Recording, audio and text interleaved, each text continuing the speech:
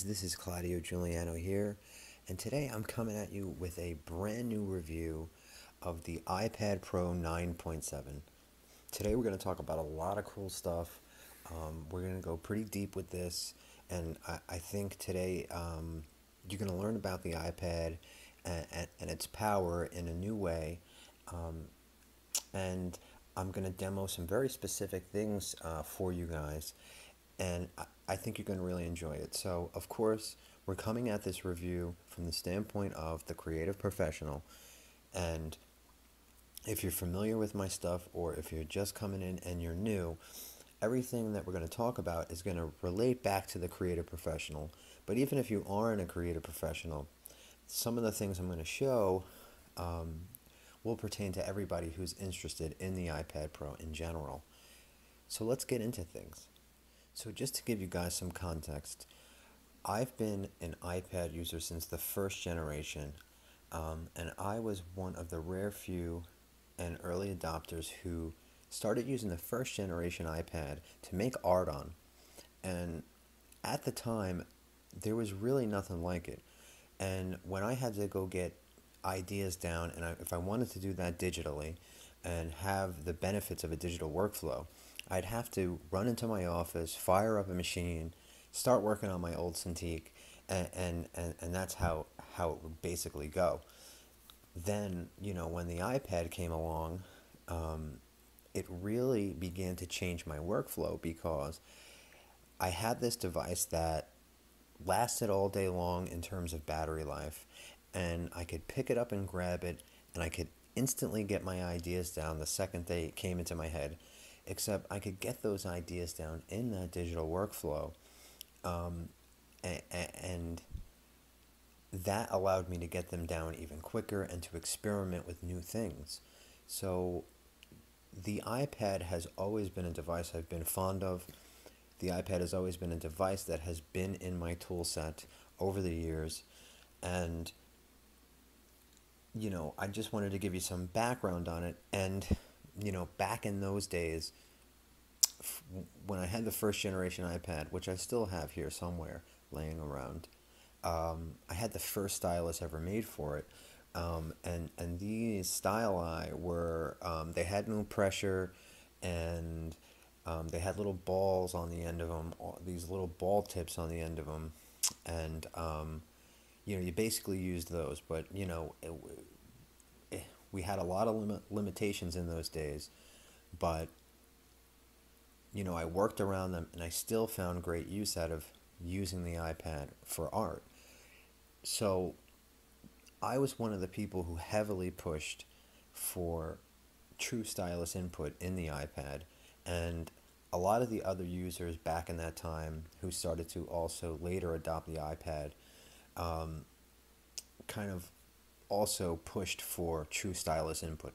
So we've always wanted these things, and if you go back and you look at the third-party market, back for iPad 1, you could find things similar to what we basically see today.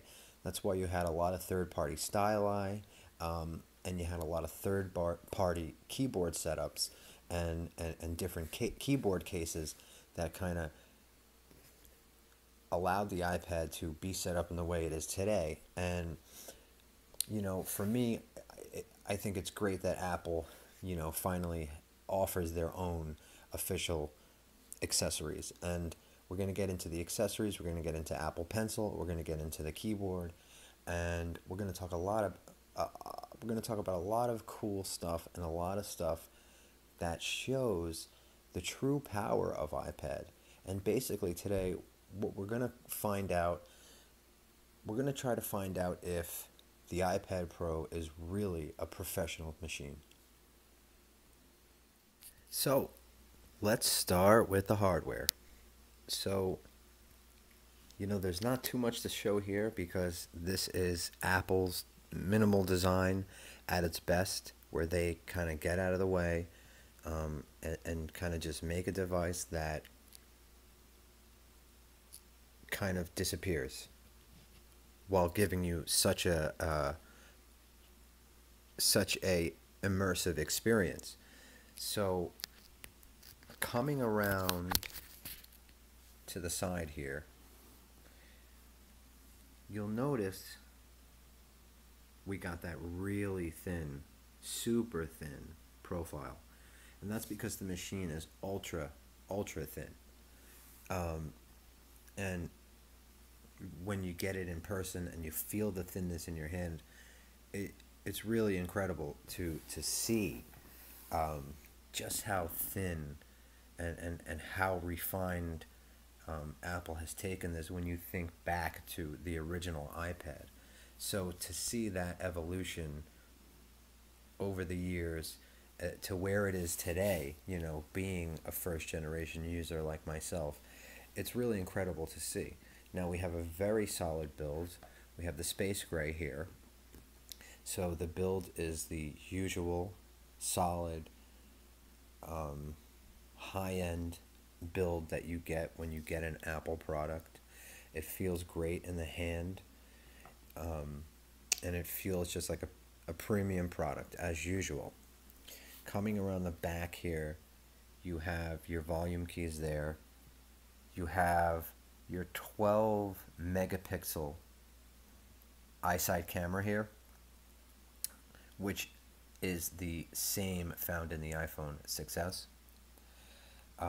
So you have a really good camera system on this iPad. You have your power button here.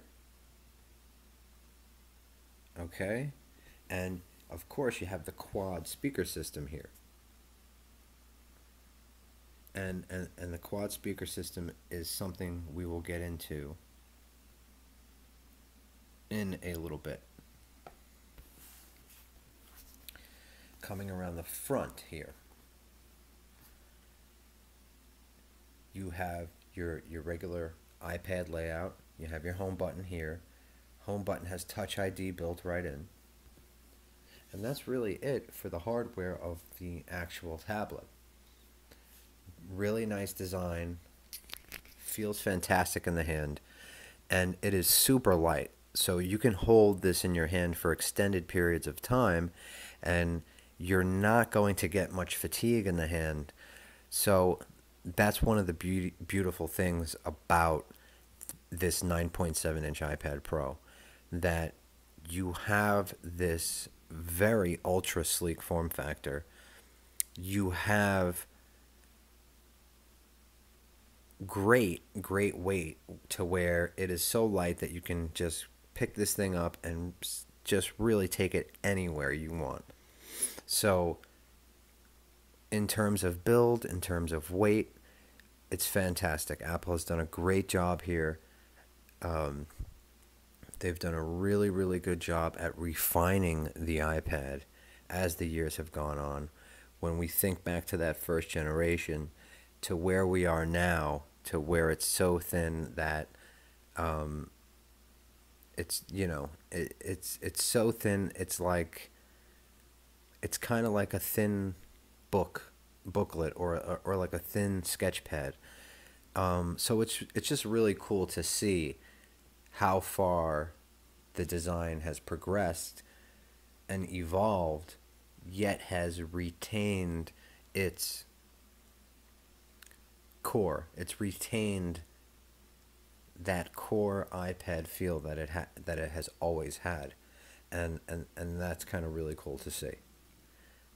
So that is going to wrap it up for the physical hardware of the iPad. Let's first talk about this display before we get into some other stuff. So what we have here is one of Apple's very good looking Retina displays. I don't know the exact resolution, but it's very high in pixel density, and it's a really beautiful display to look at and work on. But what makes this display different is it has a technology built into it called True Tone. So when Apple showed this off, and when others kind of showed this off in their demos, and when Apple spoke about it when they introduced the 9.7, I definitely thought it looked cool, and I thought the concept was interesting, but it didn't click in my head, and I didn't quite really get it But now that I see it, I get it. So when you see the True Tone display, you'll get it right away. It's something that you will get quickly, because it's really cool. And what True Tone is doing is, True Tone is basically sucking up the environment you are in, as any object would in the real world. So the display adjusts itself and kind of displays colors and saturation based on the lighting in your environment. And it's a really cool display technology. And once you look at a True Tone display, and when you look at something that isn't a True Tone display, you will notice it right away because everything else will look blue. So, for example, if I look at my iPhone after looking at the True Tone display, my iPhone just looks like it has a blue hue over it.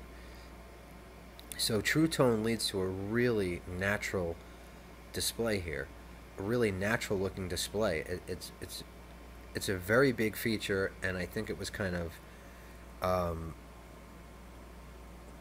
understated by others, but make no mistake, True Tone is a super unique display technology, and no one else has really done anything like that, where the display is adjusting to the environment. So that leads to a really easy on the eyes working experience. It doesn't bother your eyes. It doesn't burn them. And what I noticed on past iPads and even the 12, while it has a beautiful display, it can hurt your eyes a bit when that brightness is up. And with True Tone, I don't find that happening. Now, also, the display used here in the 9.7 has a wider color gamut.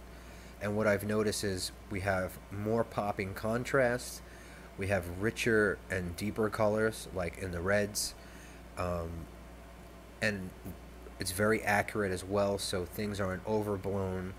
You don't have oversaturation, but you have a much better contrast ratio than what you're normally used to seeing in iPad displays. So very, very beautiful display, really cool technology with True Tone, and a really nice wide color gamut. And that leads to a great display. So usually I leave battery life for last, but I want to talk about battery life now because we're going to go into some deep demos of software, and I kind of just want to get battery life out of the way so you know. So historically, iPads have always had great battery life, all-day battery life to 2-day battery life. That's kind of their thing. It's always been, and again, when we go back to thinking about that first generation, that was another reason why there was really nothing like it at that time, and how it changed my workflow, because you had this device, and at that time the iPad was a sleek form factor then as well, that you can grab, but it lasted all day long and more. And that is still here today, and that is really exciting to see. With all this other technology packed in, with such a high resolution display here, and the power that it has, this iPad retains over a day of battery life. You could probably get 2 days out of it. It has phenomenal battery life, with heavy use, and that's one of the beauties of it. Totally phenomenal battery life. Battery will not disappoint you or let you down. Even when you're working heavy on it and you're doing a lot of stuff, the battery just keeps going. It keeps staying. So excited that over all these years that Apple has been iterating and evolving the iPad, They never went backwards in battery life here. They never compromised on the battery life. And that's one of the most important things to me when it comes to a mobile device. When it comes to a device that is designed to be taken with you, when it's when it comes to a device that's a tablet that is meant to be worked on in a more intimate way, to me, battery life is one of the most important things out of any device, really. When it comes to a laptop, when it comes to a tablet, um, I, I I judge a device by battery life, because if I'm getting something that's mobile, that's meant to be portable, that's specifically designed for that, and it can't last in terms of battery life, it basically ruins the experience for me. And I really think battery is really important. So when you get a device and it doesn't perform for you in terms of battery, and that battery goes in 3 to 4 hours, um, it kind of strips all the properties away that would have made it mobile. So that's why I hold battery life uh, in a very important way. So Apple has not compromised here. They haven't gone backwards. Um, you still have that all day awesome battery life that iPad gets. And you have those awesome idle times where you can turn the display of your iPad off. You could leave it there for a week to 2 weeks, even a month, and you'll still have a large charge on the battery. So iPad and battery life are great. So I just quickly want to talk about the audio experience here. So we have that quad speaker system, and I'm blown away by the sound that comes out of this thing. Um, it's incredible. In the past 4 years, I haven't heard speakers this well in a built-in machine. So it's a really, really high audio quality. It's very loud, but it has the quality to it. It has bass to it. Um, Immersive, and it's just, for me, when I put it on, I had known that they were great because I tested the 12, but I wasn't sure how it was going to scale down here to the 9.7, but just as great. Um, really immersive audio experience. So you're going to enjoy listening to music while you're working here. You're going to enjoy when you're relaxing. You want to watch, TV in bed. You want to watch a movie in bed. If you're traveling, you're in a hotel. You have an immersive audio experience here, um, with that quad speaker system, and Apple has always done audio really great, and that's one of the advantages of iOS, having that core audio in there, and and having such fantastic audio features. So you get a really great audio experience here with the iPad Pro 9.7. Um, so it adds to the overall experience, adds to the device being immersive. Um, you'll really enjoy the speakers. So here's a quick audio sample of the 9.7-inch iPad Pro.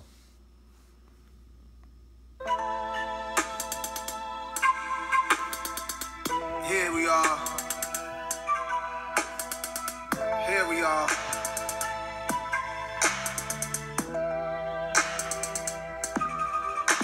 Yeah.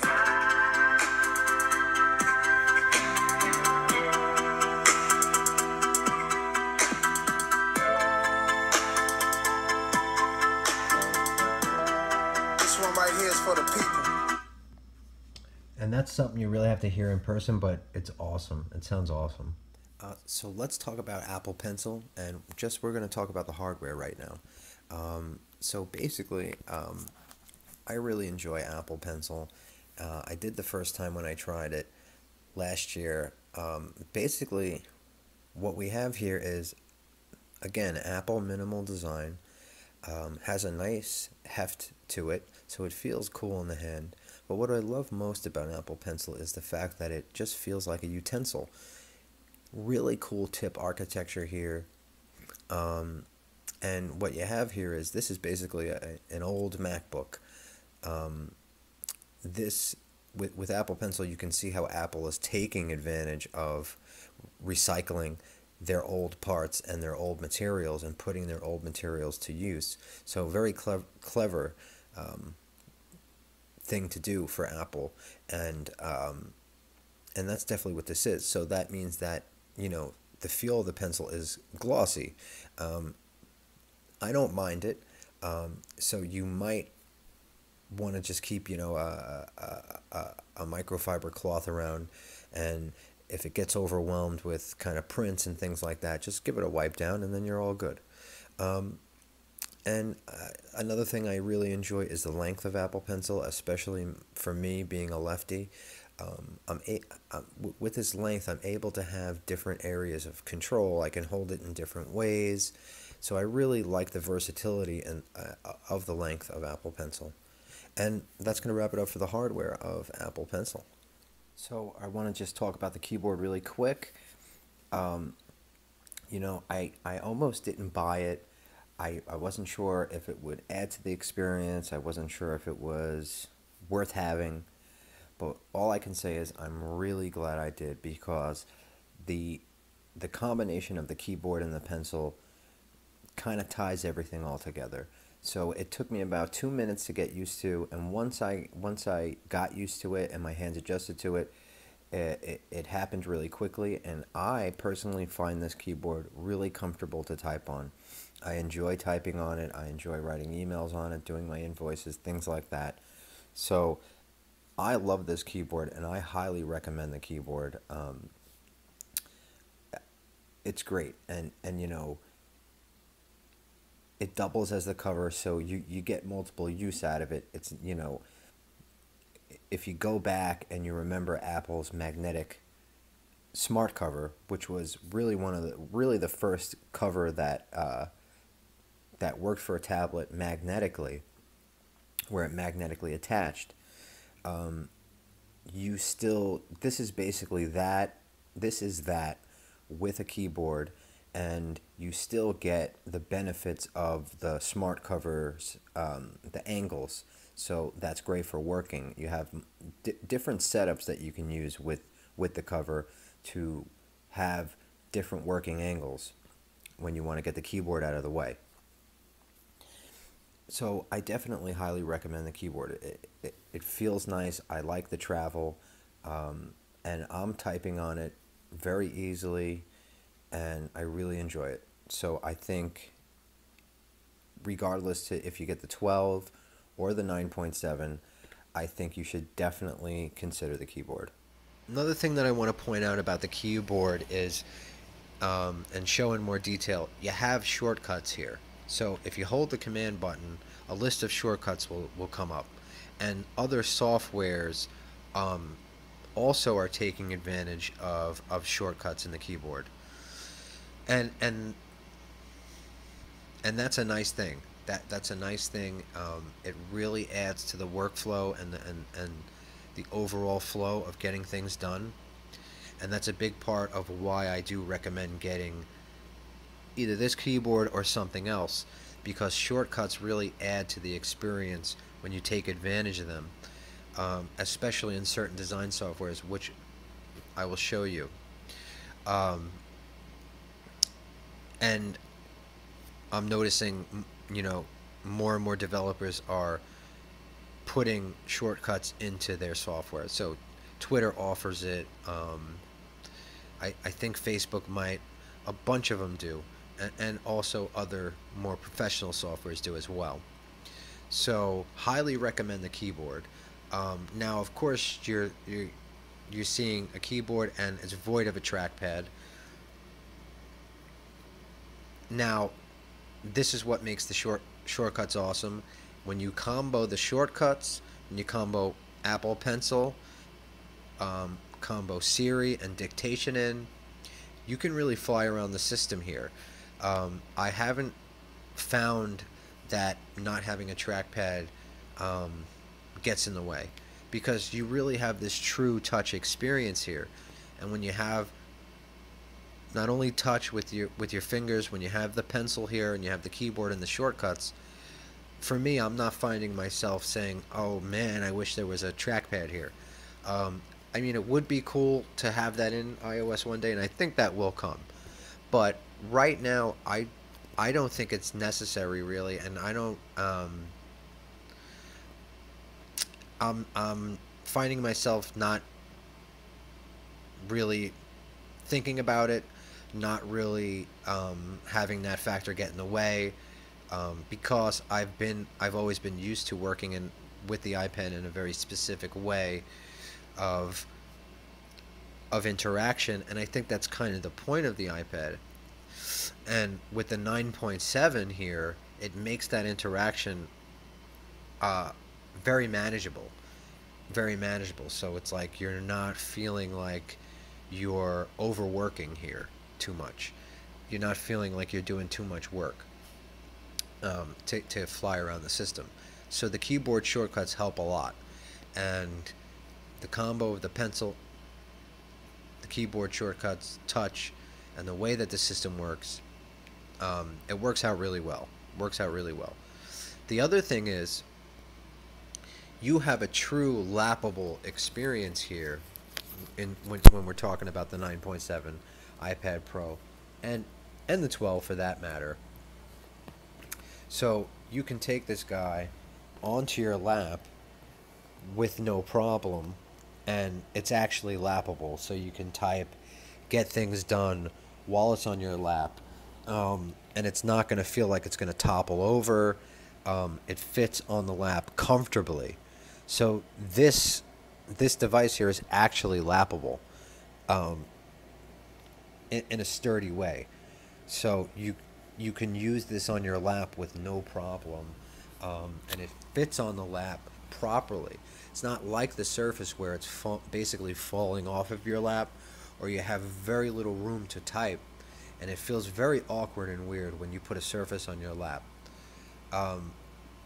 This is actually a lappable machine. Something to think about if you type a lot. So the keyboard is great. I highly recommend it or some type of keyboard.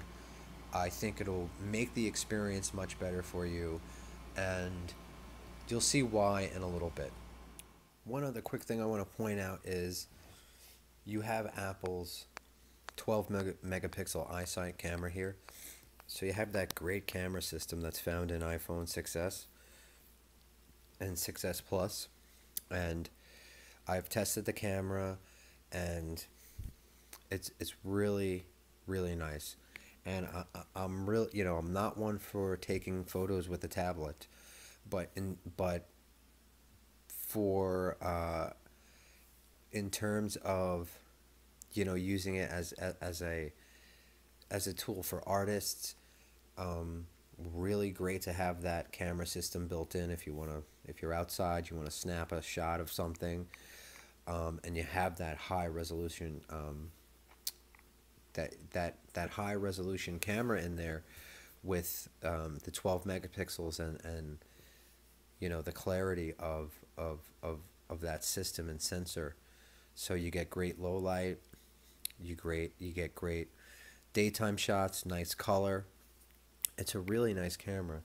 And the thing is, the iPad Pro 9.7 is so thin and light that it does feel natural to grab and use it as a camera or record video with it, and things like that. So the camera system is awesome. It is nice to have that here. It is really nice to have that here.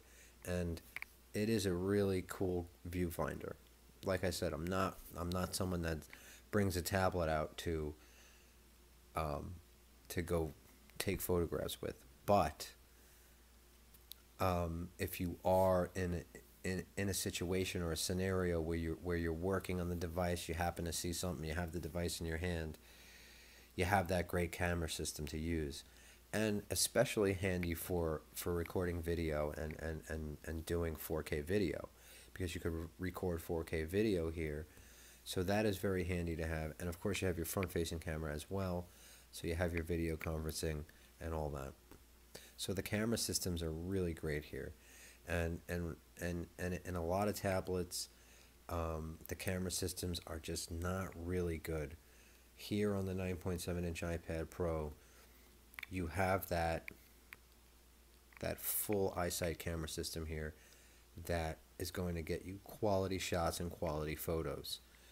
Um, and you have quality video conferencing. So if that is important to you, and you do plan on using the camera a lot, you got a great one to work with here.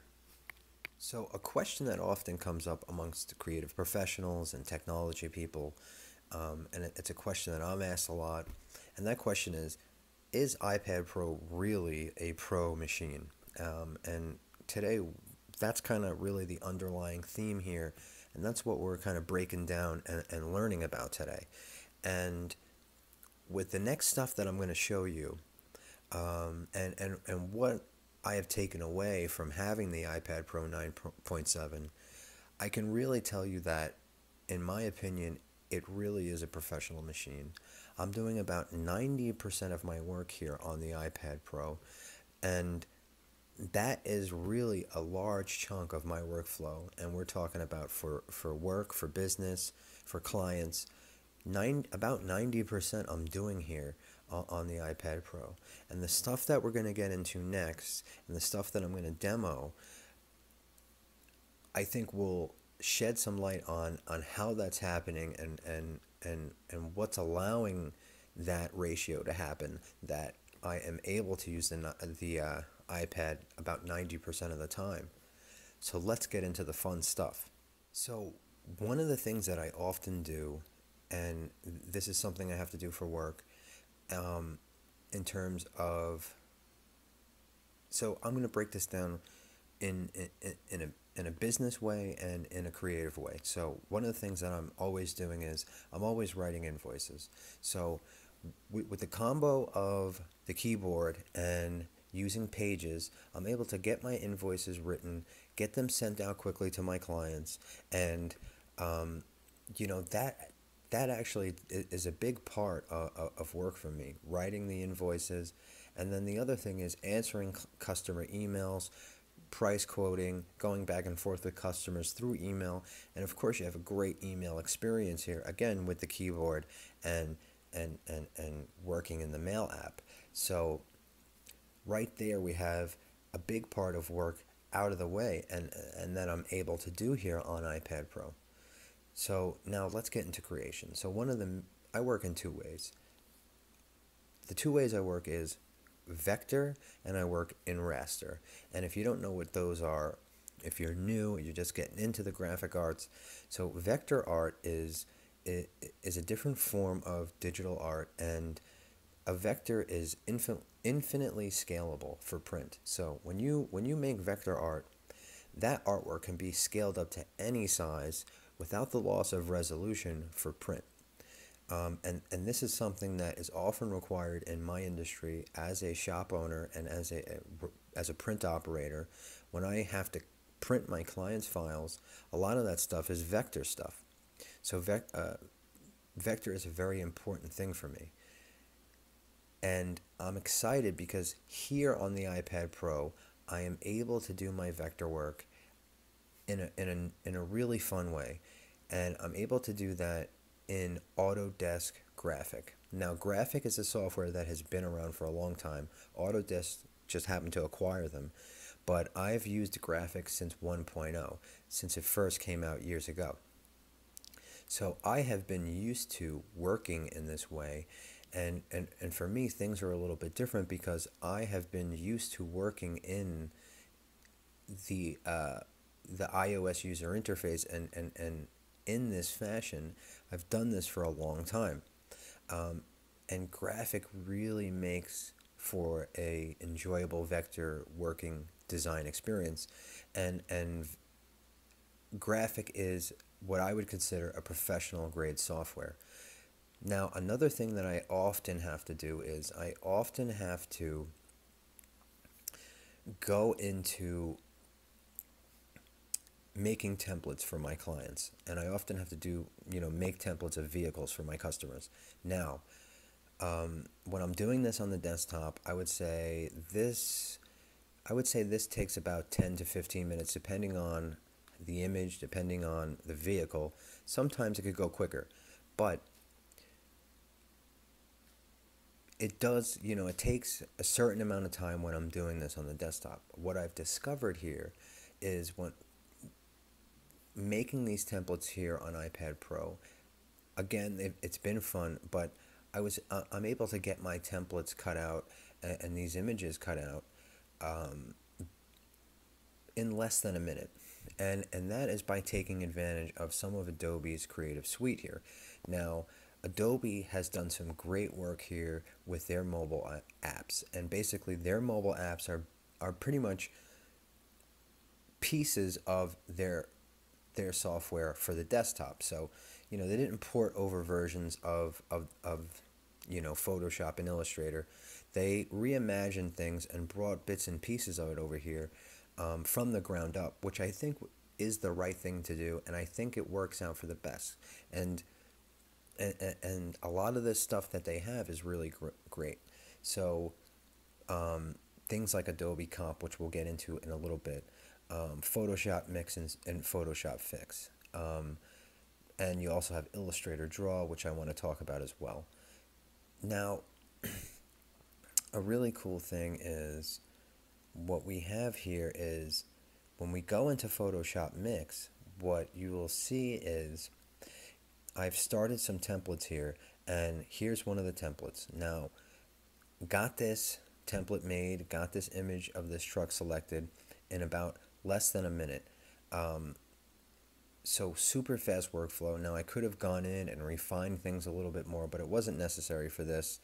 And this is for a customer. And the great thing is, from here, I'm able to import this into Autodesk Graphic. And when we go into Graphic, we have a full a full vector environment to work in. Okay, and here is our template. And now you have versatility in this software where you can import your entire font library. We have this customer's logo right here, okay? And we have access to keyboard shortcuts as well. And, Graphic is a software that I really enjoy to work in. It's really fully featured, has a lot of great stuff. And it's something I think you guys should definitely check out if if you do work in vector. And there's something about it that's a lot of fun, and I've been using it for years, so I'm used to doing things like working with the pen tool, with a stylus, and this is something that doesn't work out so well on modern machines in Illustrator. So this is a really cool way to work, and I enjoy working this way in vector. And of course, when you're using shapes and building and designing, so a lot of fun, very fully featured here, and you can get a really good chunk of work done here. Now, I also work on things that are huge in size, and even in Illustrator, it has size limits. So, you know, I'm not planning on doing like something huge, like a huge tractor trailer or something like that here. Although eventually, I'm sure that will be possible. But just like Illustrator, you know, you have a certain limit, and there's other special softwares that printers have to use when you hit that limit. And Illustrator has limits like that, and so does Graphic.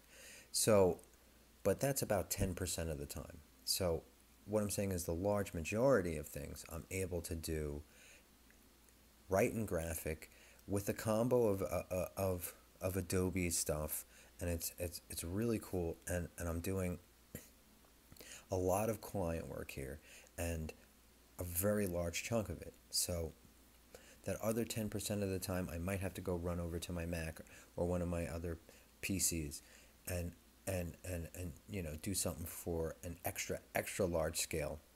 But again, even on the desktop, Illustrator also has a size limit, so you have to use specialty softwares for that stuff. So, that is really not a big thing. For the large majority of work, I'm able to do it right here in Autodesk Graphic in a really fun and intuitive way. Um, and it's really cool. And you have access to keyboard shortcuts and a lot of cool stuff. So the next thing I want to get into and talk about is Adobe Illustrator Draw. And after that, we're going to get into Adobe Comp a little bit. But first, I want to show you Adobe Illustrator Draw. So I know a lot of you guys like to or think about doing vector work in a natural way with a stylus. And, I've done it myself years ago, and on a Cintiq, it kind of works, but you never quite got a great experience in terms of hand drawing in Adobe Illustrator and hand inking and doing things like that, because Illustrator was really never meant for pen input, and it interprets pressure in kind of an odd way. So, and on modern devices, specifically things like Entrig, if you've ever tried Illustrator, if you've ever tried the pen and Illustrator on like something like a Pro 4, Surface Pro 4, or recently I had the Vio Z Canvas, which you guys know. In Illustrator, I never really used the pen because the pen in Illustrator rarely picked up the input, and it tended to just really act funny, even when just thinking about doing things in terms of selection and just like using the pen in terms of selecting things, in terms of shapes, things like that. It's not a really responsive experience on modern devices and modern tablets when trying to use the pen. So a workaround for that, and not exactly a workaround, a better way to do that, and probably this is really one of the best ways you can work in true vector form, while retaining that natural feel for working by hand with input, with a stylus input, and that is Adobe Illustrator Draw. And basically, with Illustrator Draw, what Illustrator Draw is all about is it gives you a natural working environment which is designed for working by hand. It gives you a different way of thinking about working in vector, and it's really made for hand working. So now, if you were to compare the experience here in Illustrator Draw compared to trying to work with a pen in the desktop version of Illustrator, well, you're getting quite different results, and you're getting a much better result here in Illustrator Draw if you want to use a pen. So you're getting a much more natural and better looking experience here in terms of what you can do by hand with a stylus. So here is Illustrator Draw pulled up, and here's some old documents here from back when I had the 12-inch iPad Pro last year, and some older stuff. And that's one of the cool things about the Creative Cloud. All your stuff is always here, and that's really cool. Now, if we open one of these up, what you'll see is we have this interface here. You have all your brushes, you have your layers here, and this is made for working by hand. And there's a lot of cool options. So basically here, this is one of the ink brushes, and this was just a test that I had did last year with the 12-inch iPad Pro. And what you get here is you get this natural brushstroke experience for hand inking and working by hand. Now, um, and basically, Illustrator Draw is Adobe Ideas, and Adobe Ideas was introduced years ago, and I had used Adobe Ideas from version 1 as well because I've been here on the platform for so long. And basically, it evolved into Illustrator Draw, and that brings forth the vector properties of Illustrator. So this is true vector when you're working here, okay? Infinitely scalable. But it's bringing forth a natural and different way of thinking about creating that vector work. And it's really nicely done here. Now, right now, as it is, things feel pretty good. What I'm hoping that Adobe implements a curve controller into the software, and basically you have these options here where you can control your taper and things like that. So I'm pretty sure Adobe will eventually put in a curve controller here, so you can have greater control over your strokes, and I think that will be very welcoming for the people who use Illustrator Draw. But even right now, it's a really cool experience, and it works very nice, and it feels nice. And in my opinion, there is no better way to work in pure vector by hand with a tool for hand drawing like a pen, a stylus. In my opinion, really, if you want to work pure vector, there is no better option than Illustrator Draw, and it's going to give you a much better result than the pen result that you would get in Illustrator on the desktop. So very cool, very powerful. Now it's also packed with a lot of features. You have your ruler tools, and you have all different shape options. You have various shapes here that can be changed and drawn within and on. So, you have a lot of cool stuff that you can do here with all the tools at hand. Also, of course, everything is connected to the cloud. You have a lot of different shapes here, cool stuff. You could get to your libraries here. And what's been happening is, since last year and within the past, I would say, 11 months, a lot of the holes are getting plugged up that were not there yet last year. And so now what you can do is, if you want to export your artwork here and you want to open it in something else, you can choose to open in, and you can then go open that in whatever you want. And obviously we would take our vector work into Autodesk Graphic. So that is something that I'm really happy to see. You can do a lot of great work here in Illustrator Draw, especially if you are a vector artist. Illustrator Draw is a really good one, and definitely think you guys should check it out if you haven't checked it out already. Now, in terms of doing layout design, which is another big part of the work I do,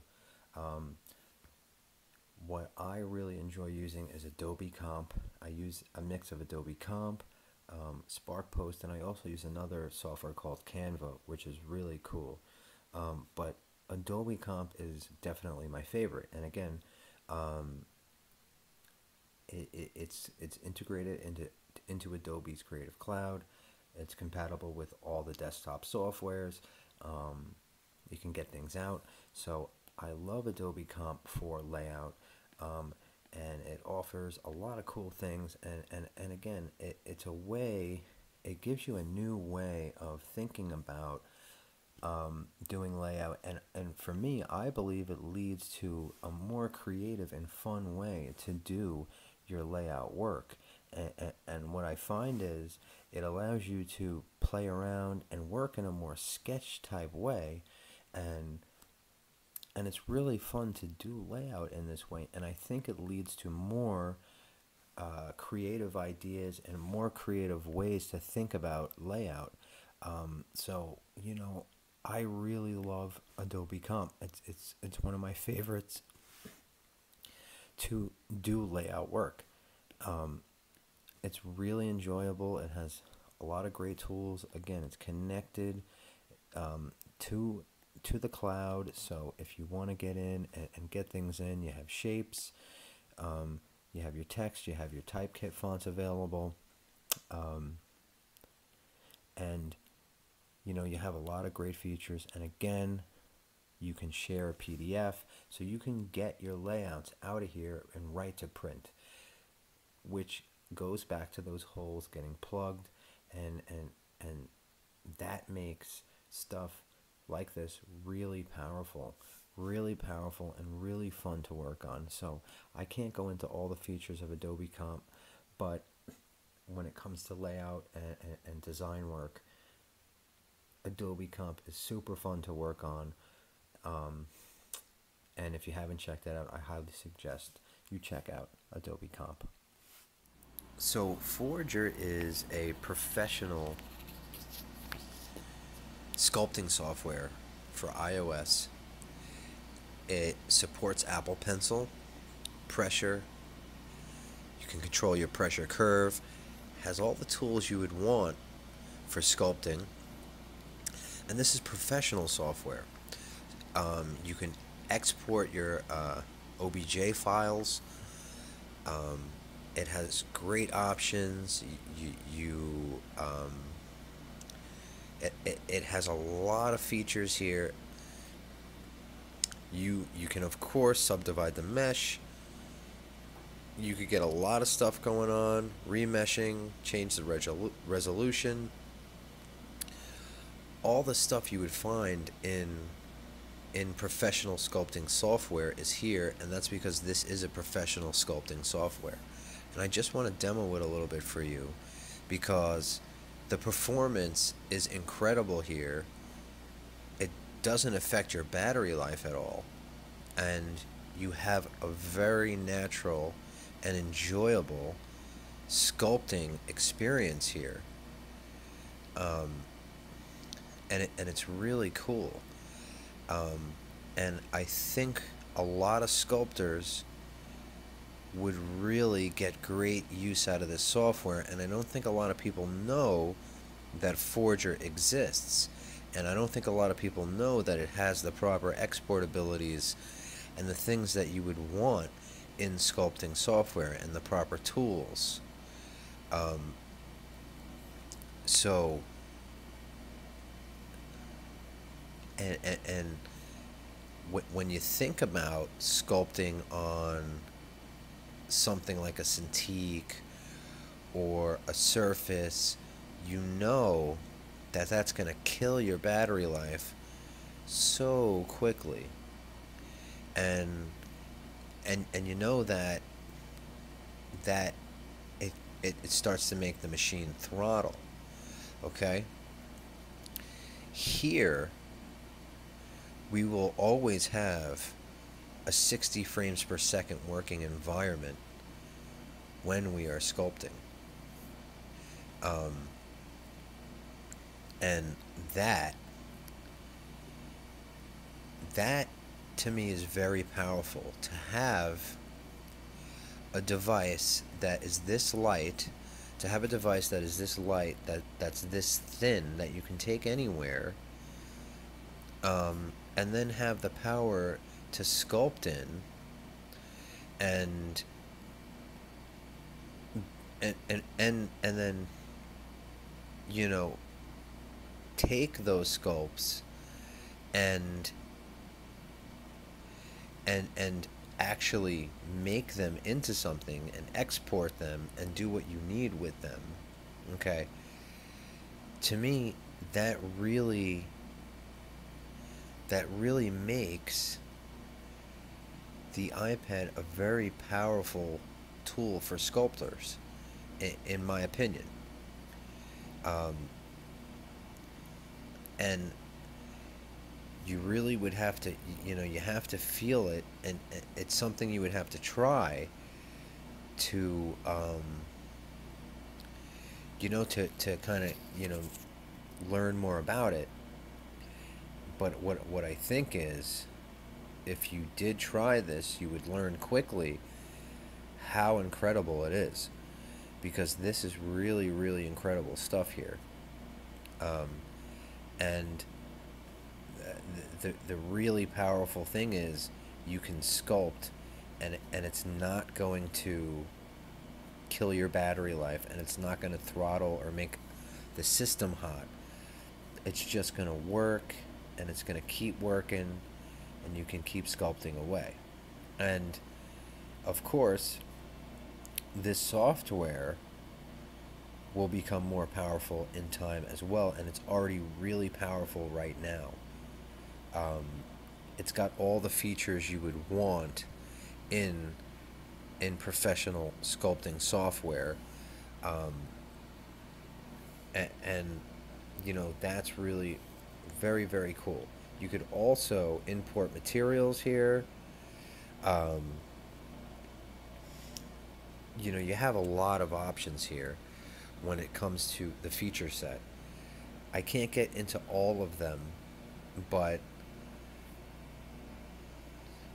what you will find is you have a lot of stuff here, um, that you can work with, and I think a lot of sculptors and 3D guys will really enjoy this software. And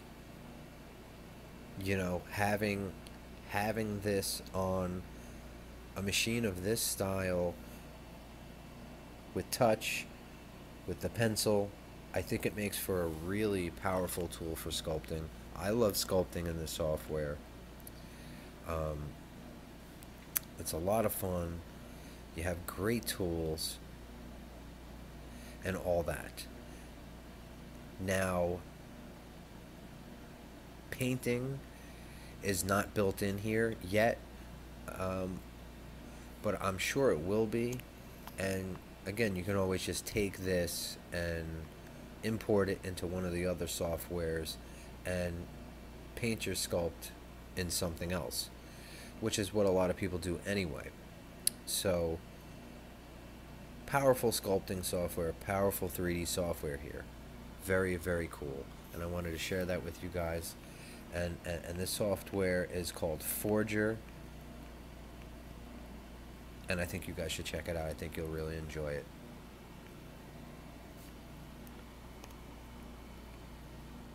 So I've showed you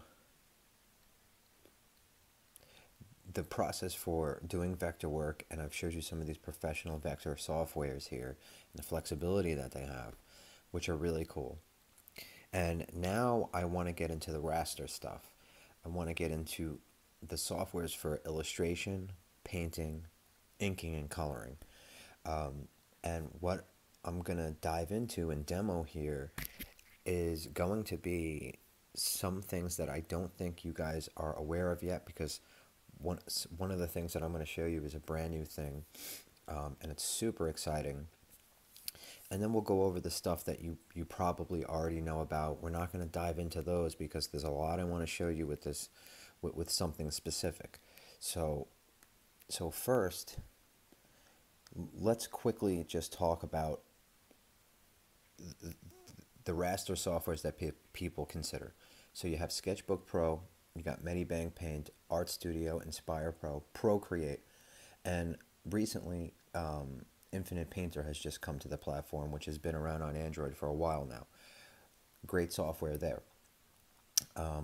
All of these are cool softwares. A lot of people like Procreate, and Procreate has a lot of cool features. And Sketchbook, a lot of people like Sketchbook. So these are great softwares. Now, I personally, I've never fallen in love with them in terms of the way I work, and the feel and features that I search for. So, for example, with Procreate, you have you have a really great and cool user interface. And if you like Procreate's engines and you like this look, they do a lot of cool stuff with pencils and stuff like that. The pencils are my favorite part of Procreate. And that was my main use for Procreate over the years has always been the pencils. Now, the thing with Procreate is it has limitations. So, depending on the size that you work, you're going to have limitations in layers, and you can't go above a 100 pixel size brush. And for me, I'm someone who works on the large scale for large print and things of this nature.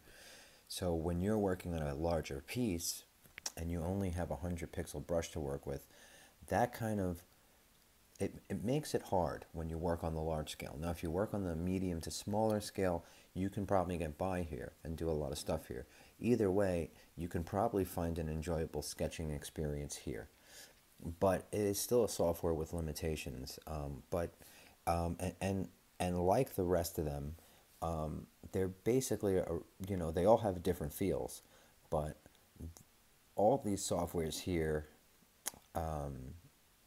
except for Art Studio, but the rest of them here, all pretty much work uh, in a scaled back way, and you might prefer that. You might be someone who is not an old school guy like me. You might be someone who is looking for a user interface that is not something that you have to master or learn, that you could just go in and just quickly start working right away. So while I'm while I personally don't use these softwares, you may find great use in them. Um, and Art Studio is a really cool one as well. A lot of features in there. Art Studio is more so along the lines of pro software. So these are cool. I can't dive into all of them, and you guys probably know what these ones are all about anyway. But where things change for me now, and this is something I only recently discovered, so I'm still really excited about it. It blew me away, and this is where things change the game for me, because there are two specific things that I think are incredible. And I want to talk about this software and I want to go into some of its features. And I think it's going to blow you away as well. Um, and that software is called PaintStorm Studio. And the incredible thing about PaintStorm Studio is this is a software that doesn't have limitations. This is a full pro software. So this is a full professional software that doesn't have limitations like the other softwares have. It's a first of a kind for iOS. It has a brilliant user interface. It's more complex because it's for the working professional, and it has incredible engines. It has incredible brush engines, and these engines are some of the best engines I've ever tried in my long time of creating digital artwork. So, PaintStorm Studio is absolutely incredible, and let's get into PaintStorm. All right, so here we go. So, PaintStorm Studio we have opened here. This is a full professional grade illustration painting and art software for the professional. This software is not limited. It has a really brilliant responsive user interface, and it doesn't have limitations. So it's a first of its kind. And when I discovered this and tried it for the first time, it literally just blew me away. And the only other time I've been blown away by a software in terms of digital art and illustration, the last time that happened was the first time I tried Clip Studio Paint. that same feeling and that same reaction I got from Clip Paint, I got the same reaction here, but more excitement because there's some things here that go beyond Clip Paint, specifically in the engines and the tools that we have here. It's really, really blow away incredible stuff. So let's dive into this software and let me show you what it's all about. So here's your user interface. It's responsive and it's basically made so you can set it up and design it however you want. So when you want to get to something specific, like you see that stuff, you're probably saying, "Oh, that's small. How the heck are you going to work with that?" So I thought the same thing. So what you do is, boom, click on it. You have the ability in the settings to scale all of your tools and all of your parts and pieces of the interface however you want. And they have this awesome zoom ability. So when you want to get in and you want to get in and go for your stuff, boom, it's as simple as clicking on it. And everything here in the user interface can easily get out of your way. So it doesn't get in your way. Now, you have your color picker here, and you can switch that up. Awesome color mixer here. So you can mix and create very rich and vibrant colors by having the ability to actually mix them. And what you'll find is when you're painting in this software, it's really mimicking real paint and oils and in the way things blend and in the way things look. It's truly incredible. You have your layers here, and you have no limitation in layers, no matter what size you're working either. So that's the thing. And that's another thing I want to show you. So if we were to open start a new document, let's go to inches.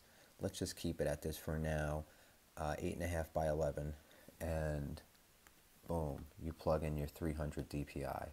Okay, there's your 300 DPI document opened. You also have multiple tabs here. Okay, so you can work on multiple things at once. And I'm sure on the 12-inch iPad Pro, you can probably have even more tabs open because you have more screen real estate to work with. So very awesome there, and really cool stuff. So again,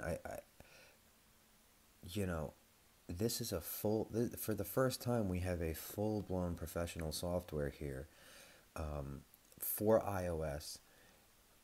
And when you couple this software with the power of iPad Pro, that A9X chip, you get a speedy creation experience at all times. Even when you're working on the higher scale and you're working at high resolution, you get this speedy experience. When you couple that with how thin iPad Pro is here, the 9.7, when you couple that with how light it is and how you can bring it anywhere, this really transforms the experience into a super powerful tool. Now,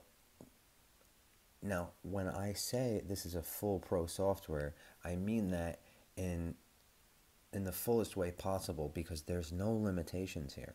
If you need to export your stuff, and when you want to save, you could save to the iTunes here, and that doesn't mean that like you have to plug in your iPad and save it to iTunes.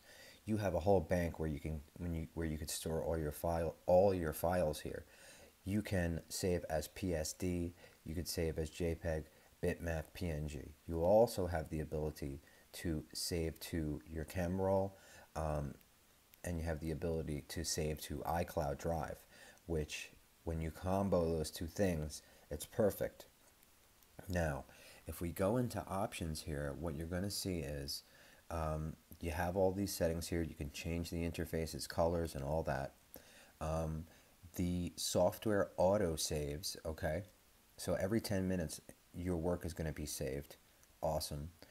you this software has deep Apple Pencil integration. And when you couple Apple Pencil with a software that really deeply integrates it, that's when it turns the Apple Pencil experience into something truly awesome. Just like anything else, just like on the desktop, if you are a Clip Studio Paint user and you had used Photoshop for years, when you started using Clip Paint, you quickly realized that because the software was designed for pens and really, really went deep for pen and pressure input, that led to a much more natural feeling software to work in.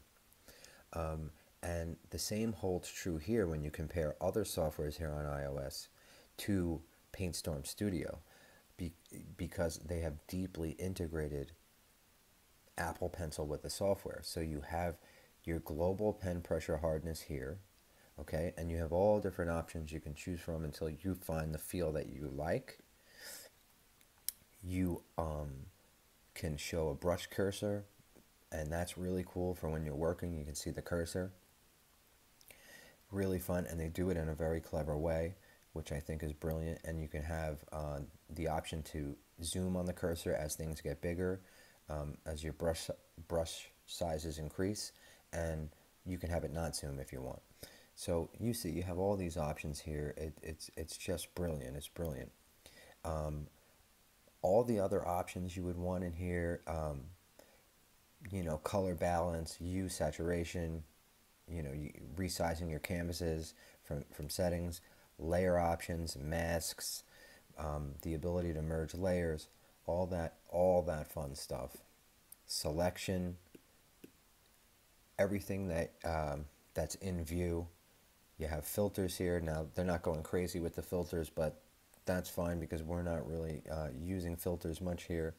That's not something that we're really doing. And you have the ability to load a custom UI. You have the ability to also change and put other workspaces in that are completely set up different with different colors. Very cool. Now, one of the other cool things is, I don't know if you noticed this, see it says define hotkeys. So you have a bunch of hotkey options here, okay? And you're able to set these on-screen hotkeys. So these are the hotkeys, and these could be moved anywhere that you want them to be. Anywhere that is most convenient for you. This is how they are set up stock, some of them, and I actually enjoy this here. But you can move these anywhere you want. Now, this is a new software. It's still in, I forget the exact version. It is, let's see. Okay, so this is 1.61. So this is a brand new software, and I'm sure in the next coming, as the updates keep rolling in, I'm sure they're going to support the keyboard here, and I'm sure we're going to have official keyboard shortcuts as well. So very cool. Now you have this toolbar here, which I like to take advantage of. So you have the hand tool, so you can drag your canvas around, and this makes it so you don't have to touch the screen as much. You have the zoom tool here, boom, so you could do all your zooming, selection, all the tools that you would want out of a creative professional software. So brilliant user interface. Let's get into some specific things with the brushes, because this is some of the stuff that makes it most exciting. So one of the things is, as I explained to you earlier, in these other softwares, Procreate, Sketchbook, all the other stuff out there for this platform, you are limited. So as you saw in Procreate, you can only work with a 100 pixel brush. Now, if you wanted to plug in a larger size and start working at large scale, you're only going to have that 100 pixel size brush. For me, that doesn't work. And what's brilliant here is in PaintStorm, you don't have those limits. So as you can see, when with our brush size, we can go large, okay? We aren't limited to 100 pixels. So we can work on the large full scale here. And that is awesome. And you have tons of options here. Awesome stabilization, awesome pen pressure controls per brush. So you can set the pen pressure for each brush. Um, Stabilizers, just loads of stuff here I can't get into. I can't get into all of it because there's tons of stuff here, but it's awesome. But the most incredible part is the brush engines, and I have searched for a software for iOS to ink in a raster manner in a bitmap software, and I had not found one for many years until now, until PaintStorm Studio. And that is really exciting because we finally have a software that delivers a incredibly natural inking experience, and it feels great. And in some ways, as most of you should probably know, Clip Studio Paint is one of the best softwares for inking. It's incredible. It has these incredible ink engines. But when you get to the higher scale, those inkers kind of act funky, and they kind of feel a little bit funky. Um, at least on non-Wacom hardware, they do. Here with PaintStorm, they didn't. They're doing ink and their engines in their own unique way, and what's really cool here is when you go to the higher scale, the inkers and the brush engines retain their feel and look, and you have to try it to kind of understand what I'm talking about. It's something you have to try, but there are certain properties that this software has, that where I truly believe that these engines go beyond anything I've tried. I just want to show you really quick. This tool here is called the pressure gradient tool. Okay, this is one of the tools that I ink with, and also it's a cool gradient tool if you're working in color. Um, so I just want to show you really quick how natural and the result. Okay, so I'm not sure how well it's going to show here on camera, but what I can tell you is we have that really natural feeling that's mimicking the analog brush, like, very well. Um, so responsive, and it gives the result that I look for when when inking. This is a result. This is the type of result that I look for in an inker. Um, and I think that is awesome because I've never had this um, prior to PaintStorm. I've never had this experience on iOS. And now that I do have this experience in this full software here, it really changes the game for me. It changes the game for me being able to work on a device like the iPad Pro with its power. Um, it's just awesome. It's just awesome to have. It's really cool because when you couple the hardware now with having full software here, this is kind of an eye opener because what it's showing is it's showing and it's allowing you to foresee the future of the platform. It's allowing you to see where things are going, being that we have this professional software with no limitations. Um, so it's really exciting. It's really exciting because this is a device where the battery can last 2 days. It's so light and thin that you can take it on wherever you want. You can hold it in your hand and stand up and work for a long time. You can work in so many different scenarios when it comes to the iPad Pro. And finally, we have a software that is awesome and has incredible engines. So that's some of the ink stuff, and there's many more. I can't go into all of them. The next thing I want to show you is the paint stuff. And this is what really, really blew me away too. On top of the ink stuff, it has incredible paint engines that mimic real paint and oils. Now I have a custom brush set for clip paint that acts and works in a specific way, and it was designed to blend quickly, and it was designed to mimic how you would work with oil.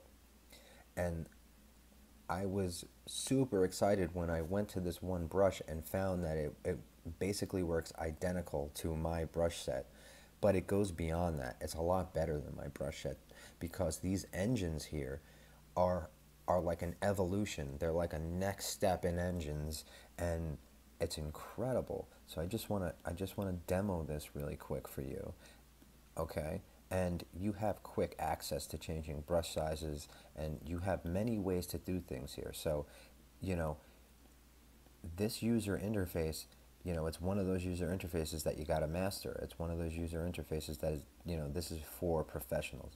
Now, let me just show you how quickly we could blend here and how incredible the result looks. Okay? So we have not only an incredible look as far as painting goes, but we also have that feel. We have that feel that feels natural, feels like the real thing. So it's a joy to see that we have such advanced engines here in this software, and they work incredibly. Um, and you can tweak them to however you would like. So it's just really awesome to see that we have such brilliant engines here, and this is just not even touching the tip of things here. This is just the very beginning.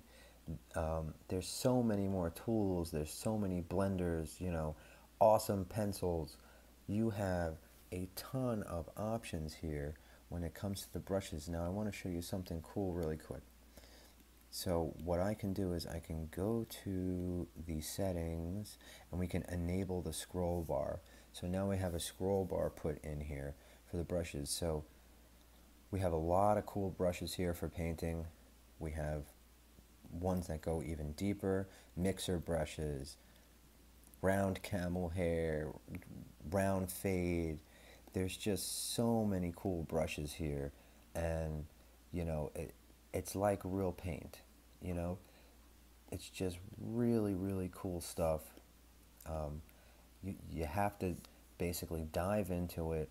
This is a mixer brush right here. Um, Here's a hairy brush. You have to dive into it to really see. Here's the random dirty brush. This one's really cool. You have to dive into it to really see just how deep this goes and how professional this software is, because it's truly brilliant. It's just brilliant. And if I can just illustrate that there for you, it's really given an incredible look, but also a feel. It has a natural feel that I feel other softwares don't capture. Um, so it's something that you really have to try out to get it. So more brushes. You have a ton of stock brushes, and you can make your own. That's the beautiful thing. You have air brushes here, and this is really cool because you can have this glow dodge here. Okay, so you can get those bright, vibrant glows right in one single brush with the preset. It's awesome. You can add neon. Um, it's just so rad. You gotta, you know, it's just awesome. It's just awesome. And that's just the very beginning. And this is, still, at one, this is only at 1.6. So for me, when I discovered it and I tried it for the first time, I geeked out about it, and I'm still geeking out about it. Um, it's really that incredible. So before we close out here, I just want to show you one more thing. I want to show you you have symmetry tools here, okay? And with these symmetry tools, you can do some very cool stuff here. Um, you have calligraphy brushes here that work uniquely. So much cool stuff. but I want to demo what we have here with the symmetry tools because it works fantastic. You have a really clear feel. It's just awesome. Now, of course, and of course, you can back this down and do your standard, your standard regular symmetry, okay, which works awesome. And then you could go back up, have multiple mirrors, and really create some cool patterns. You can move this stuff around, um, and you can just do a ton of stuff here. Now, on top of that, we also have ground plane perspective here, which you can choose to snap to the grids, and you can have your guides here for perspective, going back into space. Very cool. This is very cool that you can overlay that. You have your ruler tool here, which can move around. So you got your straight line ruler. You can lock it into place as well.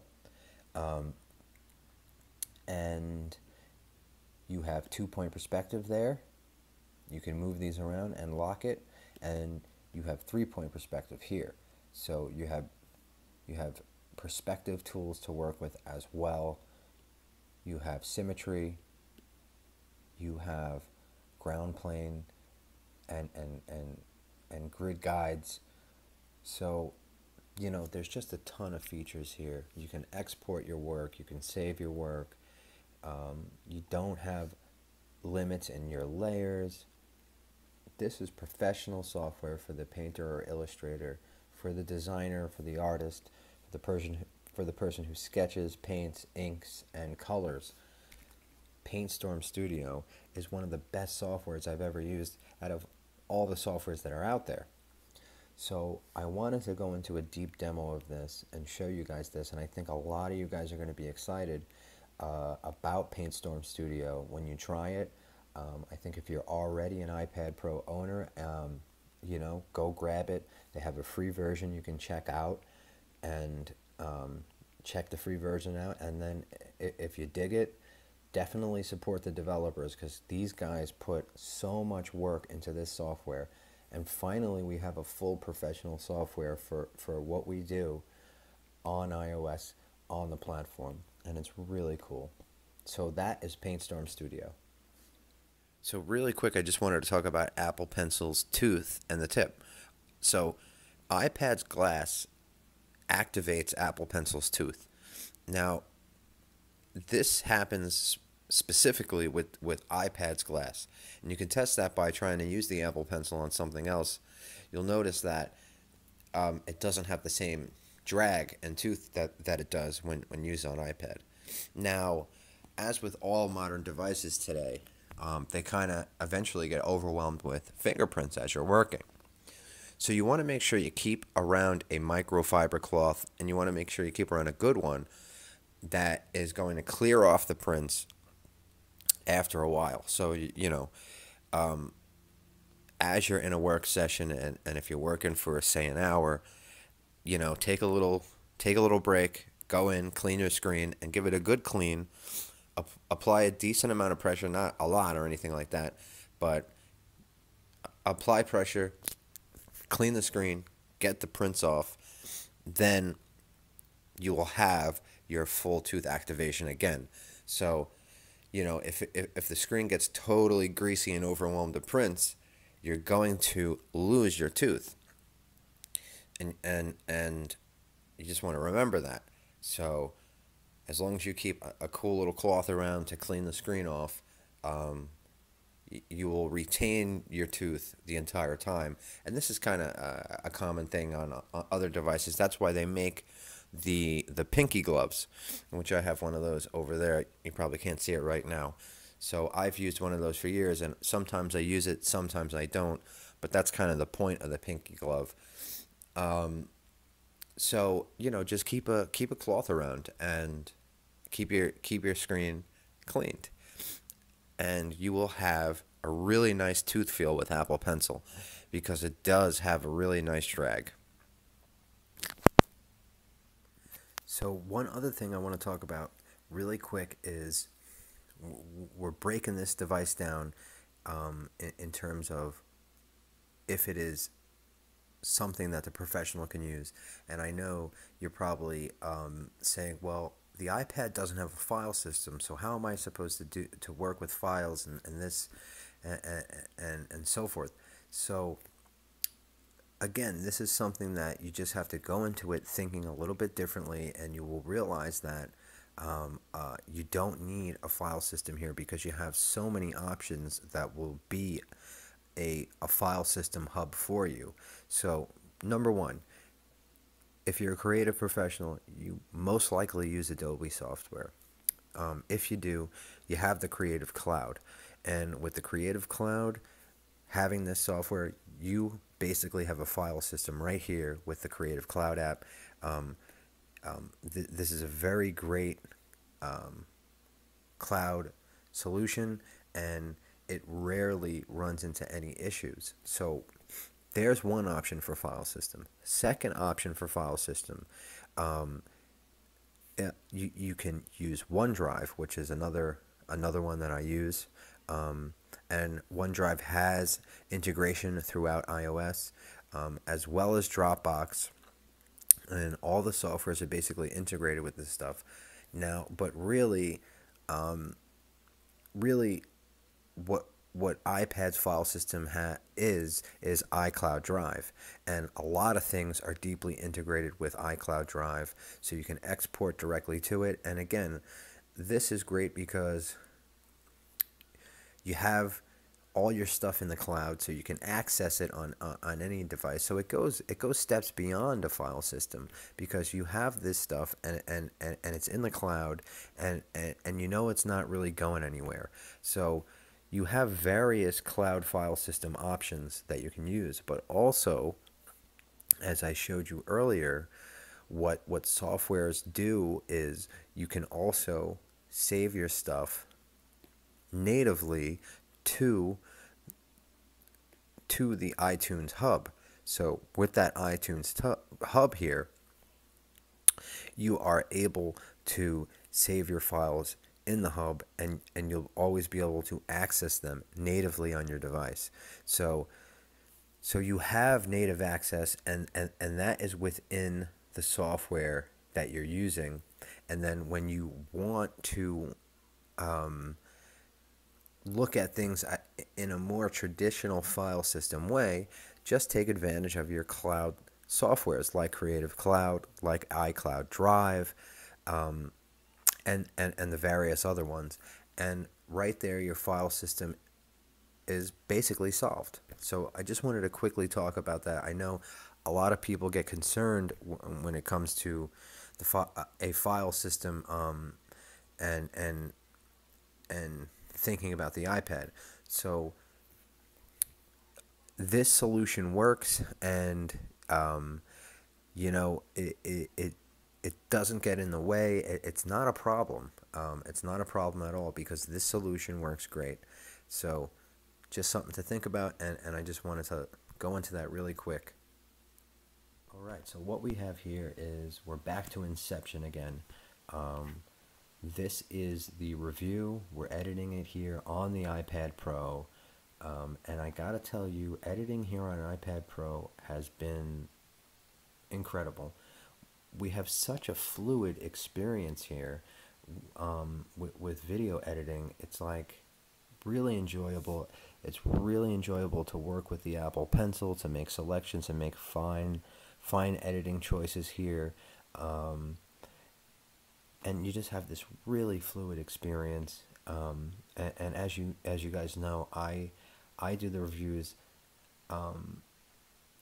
not in a half-hour time frame because I like to go deep with you guys, and I like you guys to go deep into the review to really see what the machine is all about in a new light, in a different way.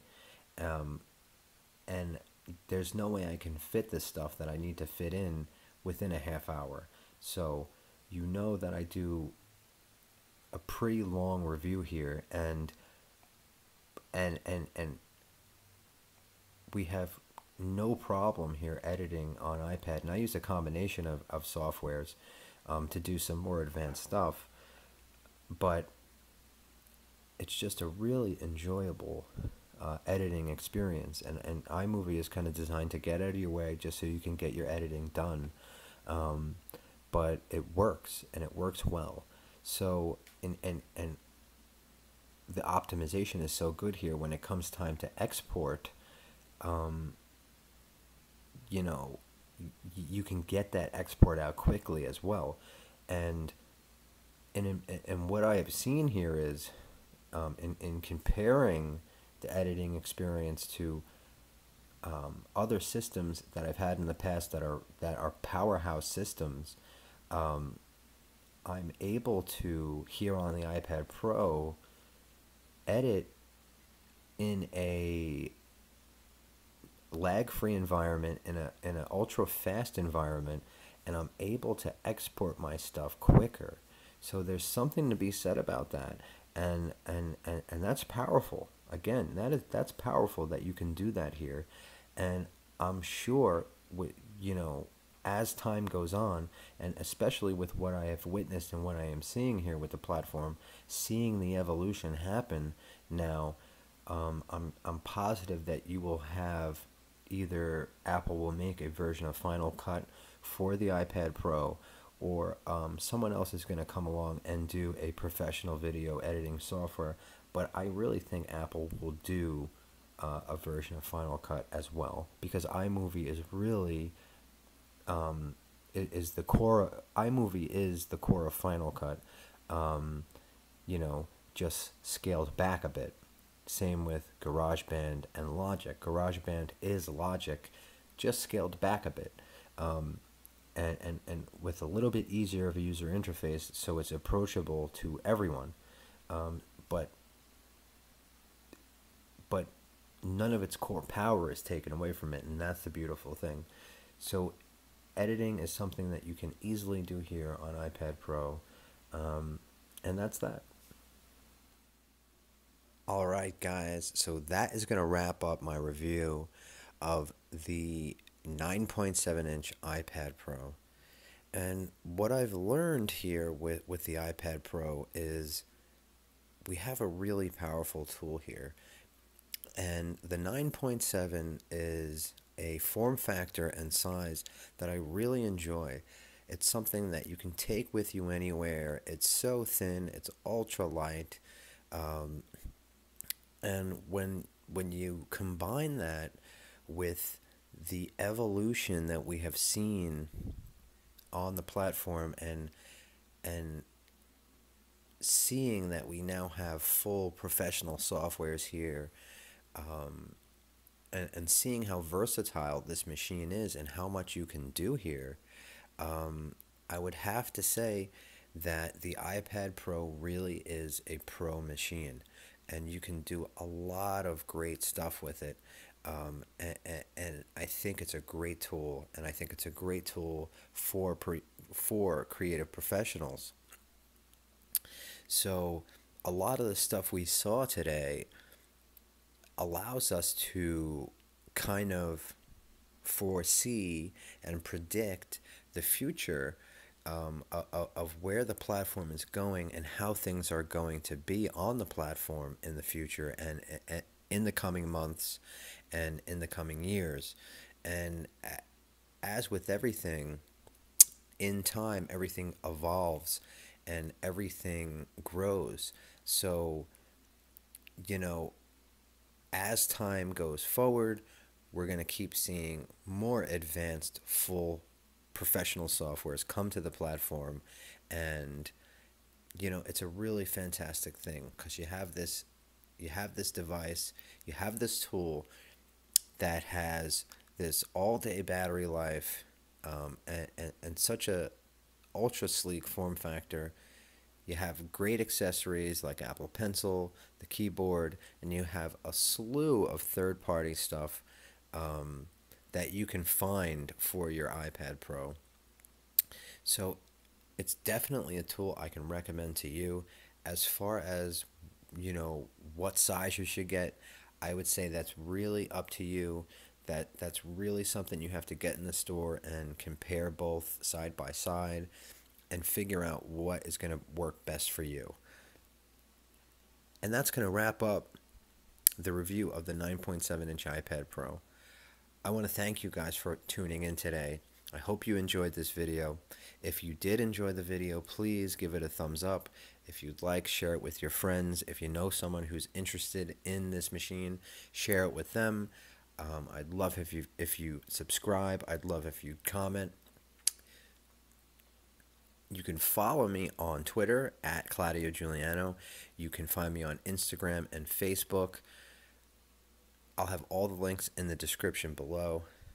Thank you guys for tuning in. Take care.